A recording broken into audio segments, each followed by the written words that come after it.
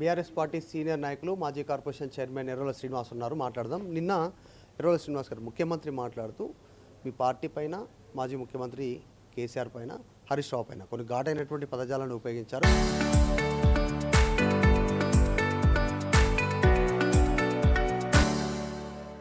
హరీష్ రావును గురించి మాట్లాడితే పాము కంటే ప్రమాదం, తాచుపాము హరీష్ రావు రెండు ఎదురుగా వస్తే పాముకు భయపడాల్సిన అవసరం లేదు, హరీష్ రావుకు భయపడాలనేటువంటి స్టేట్మెంట్ చేశారు. ముఖ్యమంత్రి గారు ముఖ్యమంత్రి స్థాయి తగ్గట్టు, పదవి తగ్గట్టు పదజాలము, మాటలు ఉంటే బాగుంటుంది. ఎడ్ స్పీచ్ మాట్లాడొద్దని చెప్పింది ముఖ్యమంత్రి గారు. దానికోసం చట్టం తెచ్చింది. చట్టము తెచ్చి అసలు దాని 10 నిమిషాలు కూడా దాని అమలు దానికి జరుగుతుండగా కూడా అసలు ఇది ఇట్లాంటి వ్యాఖ్యలు చేయడం అని అంటే చాలా దుర్మార్గం. అసలు అట్లాంటి వాటికి చట్టాలు ఎందుకు తేవాలి? చట్టాలంటే విలువ లేదు, శాసనసభ అంటే విలువ లేదు, మీకు ముఖ్యమంత్రి పదవి అంటే విలువ లేదు, కుర్చీ అంటే విలువ లేదు. అసలు ఏం మాట్లాడుతాడో ముఖ్యమంత్రి గారు అర్థం కాదు. చట్టం తెస్తున్నామని అసెంబ్లీలో మాట్లాడిన 10 నిమిషాలకే మళ్ళీ ఇట్లాంటి వ్యాఖ్యలు వాడడం అంటే ప్రజలు నమ్ముతారా?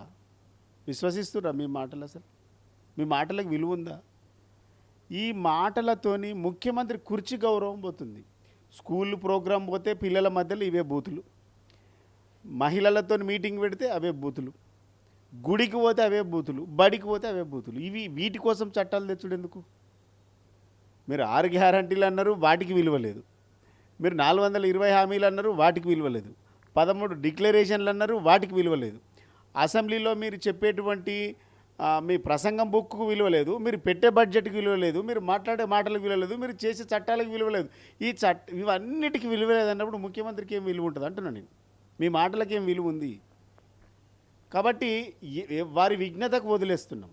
మాకు మాట్లాడరాక కాదు, మేము కూడా చాలా మాట్లాడవచ్చు. మీరు మాట్లాడుతున్నటువంటి వాటికి మేము కూడా ఇక్కడ పుట్టిన వాళ్ళ మీద కదా, తెలంగాణలో పుట్టి పెరిగిన వాళ్ళం. మీ భాష వచ్చు, భాష స్టైలు వచ్చు, వాటికి పర్యాయ పదాలు వచ్చు, అంతకంటే అద్భుతంగా మాట్లాడగలం.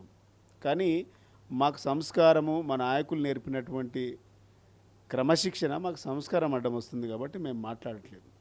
ఇప్పటికైనా ముఖ్యమంత్రి గారి ఒక్కసారి అద్దంలో చూసుకొని మాట్లాడాలి. వారు మాట్లాడేటువంటి మాటలు వారి వీడియోలు వాళ్ళు చూసుకోవాలి. ఎందుకంటే చాలామంది చెప్తుండొచ్చు, అయినా కూడా ఒక్కసారి వాళ్ళ వీడియోలు వాళ్ళు చూసుకుంటే నేను ఏం మాట్లాడుతున్నా, సోయిలో ఉండి మాట్లాడుతున్నానా, సోయి తప్పి మాట్లాడుతున్నామా, పదవిలో ఉండి మాట్లాడుతున్నామా, పదవి గౌరవాన్ని కించపరిచే విధంగా మాట్లాడుతున్నామా ఒకసారి తెలుసుకోవాలి. ఒకటి, దాంతోపాటు నాదేం పోతుంది అనుకుంటున్నామేమో, నీదేం పోతలేదు. తెలంగాణ గౌరవం పోతుంది, ముఖ్యమంత్రి పదవి గౌరవం పోతుంది. అది తెలుసుకొని మాట్లాడాలి. ఏం మాట్లాడింది, అది ఏం భాష?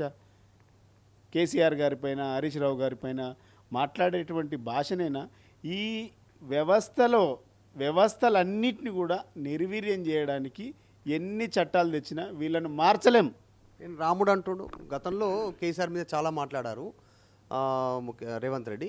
ఇప్పుడు నిన్న అయితే డైరెక్ట్గా చిట్చాట్లో నేను రాముడిని, కేసీఆర్ రావణుడు, రావణుడు వల్ల రాముడికి పేరు వచ్చింది, కేసీఆర్ వల్లనే నాకు పేరు వచ్చింది అంటూ కంపేర్ చేస్తూ రావణుడితో కంపేర్ చేస్తారు కేసీఆర్ని. అయ్యో, కేసీఆర్తో కంపారిజమే ఆయనకు అక్కర్లేనటువంటి పదం. అదేంది, నక్కకు నాగలోకు అనుకున్నంతటువంటి తేడా ఉంది. మీరు ఎందుకు పోల్చుకుంటున్నారో మాకు అర్థమవుతలేదు. మీరు మాత్రమే పోల్చుకుంటున్నారు. మిమ్మల్ని ఎవరినూ ఆయనతో సరి సమానమని పోల్చట్లేదు. మీరు పోల్చుకుంటున్నారు అని అంటే అది మీ విఘ్నతకు వదిలేస్తూ ఉన్నాం. కేసీఆర్ గారి స్థాయి ఎక్కడ, కేసీఆర్ గారి ఉద్యమ నేపథ్యం ఎక్కడ, కేసీఆర్ గారి భాష ఎట్లుంటుంది, కేసీఆర్ గారి యొక్క విధానం ఎట్లుంటుంది, ఒక ప్రతిపక్ష నేతగా, ఒక ప్రభుత్వంలో ఉన్నటువంటి ముఖ్యమంత్రిగా, సభాపతి నేతగా ఎట్లా ఉన్నాడు, ఎట్లా నడిపించిండు, ఏదైనా కార్యక్రమానికి వెళ్తే ప్రజలు ఆయనకు ఎంత గౌరవించేది.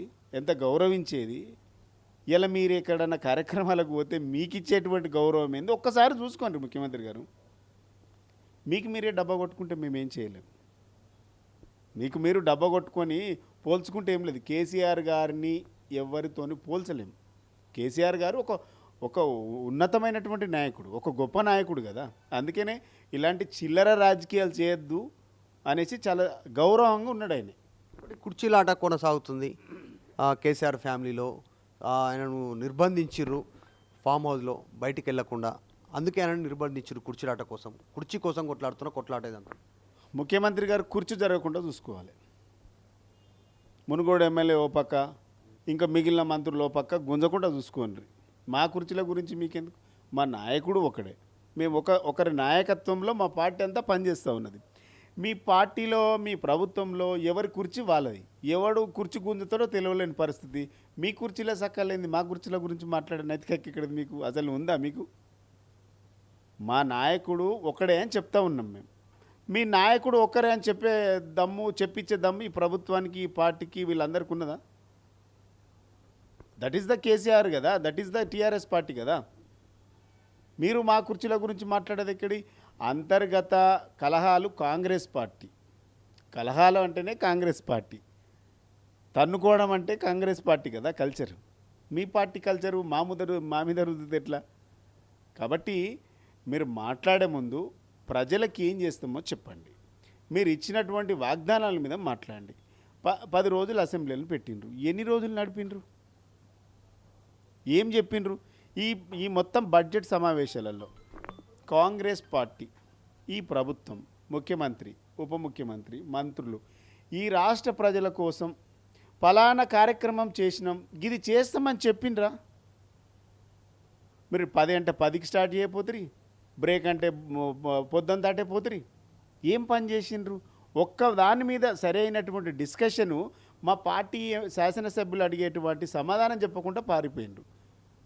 అన్ని డైవర్షన్ పాలిటిక్స్ చేసిండ్రు కదా. ఈ 10 రోజుల ఈ సమావేశాలలో ప్రజలకు ప్రయోజనం జరిగిందనేటువంటి ఏ ఒక్క అంశం లేదు. కేవలం టైంపాస్ చేసిండ్రు.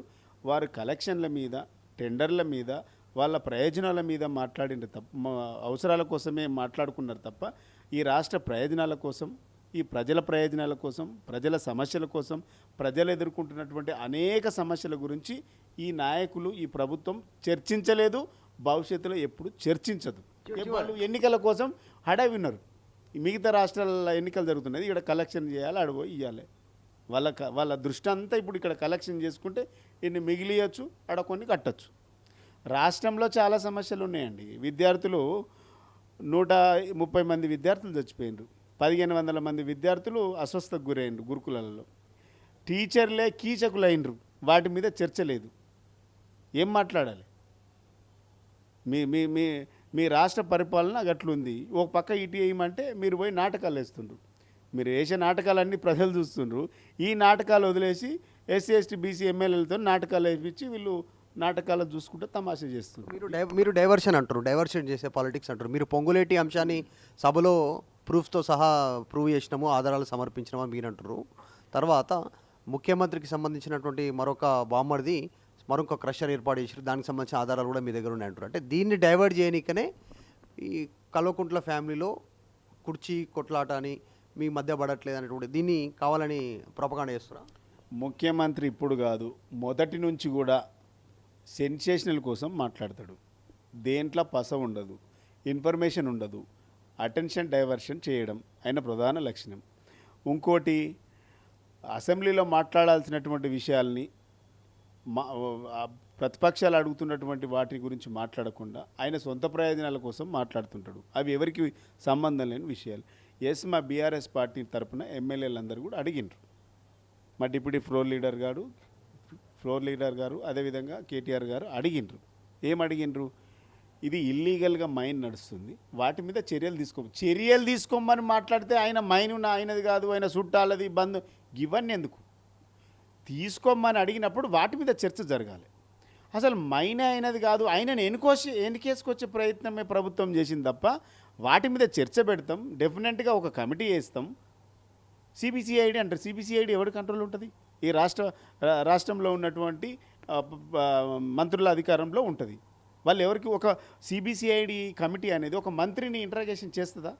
దమాకుండి మాట్లాడుతుంటారు అసలు ఎవరిని పిచ్చోలు చేస్తుంటారు. శాసనసభ మీద మీకు అవగాహన లేదు కావచ్చు. ఇక్కడ పండిపోయిన వాళ్ళు ఉన్నారు కదా, తెలంగాణలో ఉన్నటువంటి మా శాసనసభ్యులైనా చాలామందికి అనుభవజ్ఞులు ఉన్నారు కదా. గతంలో ఓబులాపురం మీద మైన్స్ మీద మాట్లాడినప్పుడు నాగం జనార్దన్ రెడ్డి గారు మాట్లాడినప్పుడు ఆయన ఎవరైతే ఇష్యూ లేవనెత్తిండ్రో ఆయననే ఆ కమిటీకి చైర్మన్ చేసిండ్రు. మీకు చిత్తశుద్ధి ఉంటే అట్లా చాటుకోవాలి. శాసనసభా సంఘం వేసి ఒక చైర్మన్ని పెట్టి వాటి ద్వారా అన్ని పక్షాల తరపున ఏర్పాటుదే శాసనసభ సంఘం. వాటిని ఏర్పాటు చేయాలి కదా. వాటిని ఏర్పాటు చేయకుండా సిబిసిఐడి వేస్తామంటే ఎవరి కోసం అది? మళ్ళీ మీ తొత్తులందరూ కలుస్తారు, మీకు అనుకూలమైన తీర్పు ఇస్తారు. దానివల్ల ప్రయోజనం లేదు. ఎస్, ఇప్పటికి కూడా మాట కట్టుబడి ఉన్నాం. పొంగులేటి శ్రీనివాసరెడ్డి అనేటువంటి వ్యక్తి ఇల్లీగల్గా మైనింగ్ నడుపుతుండు, ప్రభుత్వానికి ఖజానాకు గండి కొడుతుండు, ఎస్సీల భూములను గుంజుకుంటుండ్రు. ఓఆర్ఆర్కు కిలోమీటర్కు లోపటే 750 మీటర్ల దూరంలో క్రషర్ తవ్వుతుండ్రు. స్వయంగా చూసి వచ్చినాం మేము.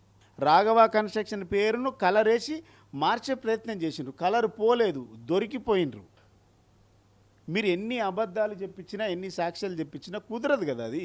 వాటిని తప్పించుకోవడానికి ప్రభుత్వము, మంత్రులు, ముఖ్యమంత్రులు రకరకాల ప్రయత్నాలు చేసిండ్రు. అంటే ఒరిజినాలిటీ చెప్పడంలో విఫలమైనరు, సమాధానం ఇవ్వడంలో కాంగ్రెస్ పార్టీ, ముఖ్యమంత్రి, మంత్రులు అందరూ కూడా విఫలమైనరు. మీ దగ్గర సమాధానం దొరకదు, సమాధానం ఇయ్యరు, మీకు చేత కాదు.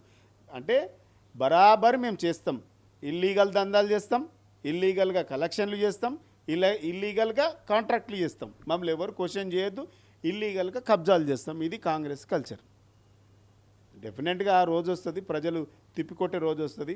ఇలా అధికారం నెత్తికెక్కి, అహంకారం నెత్తికెక్కి ఇష్టారీతిలో మాట్లాడుతూ ఉన్నారు. నాయకుల అనుభవం అంతా లేనటువంటి వయసును కూడా ఇలా మీరు ఇష్టం వచ్చినట్టుగా మాట్లాడుతూ ఉన్నారు. ఈ అహంకారం ఇవన్నీ కూడా ప్రజలు దించే రోజు వస్తుంది. అవన్నీ సమాధానాలు ప్రజలకు చెప్పుకునే రోజు వస్తుంది. మిమ్మల్ని ఎవడు రక్షించలేడు, అయిపోయింది మీ పని. Thank you.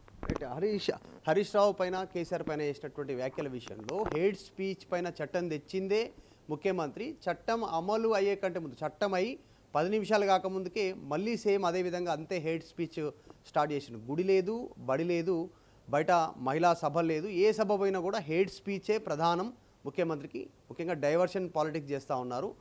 వీళ్ళకు ఏదైతే నాయకులను విమర్శిస్తూ ఉన్నారో రేవంత్ రెడ్డి, ఆయన ఎక్స్పీరియన్స్ అంతా లేదు, ఆయన వయసు, అది గుర్తించాలనేటువంటి స్టేట్మెంట్ చేస్తూ ఉన్నారు. ఎన్ని చేసినా కూడా మీ అవినీతి అక్రమాలపైన బీఆర్ఎస్ క్వశ్చన్ చేస్తూనే ఉందంటున్నారు మాజీ కార్పొరేషన్ చైర్మన్ బీఆర్ఎస్ పార్టీ నాయకులు ఎర్రవెల్లి శ్రీనివాస్. వీడియో జర్నలిస్ట్ జాఫర్తో మధు మల్కేడ్కర్, హైదరాబాద్.